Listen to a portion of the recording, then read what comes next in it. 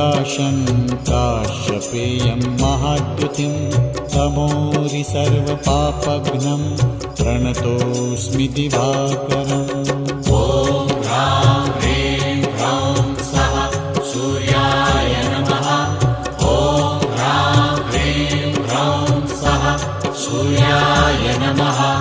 जपाकुसुमसङ्काशं काश्यपेयं महाद्युतिं तमोरि सर्वपापघ्नं प्रणतोऽस्मि दिवाकरम्।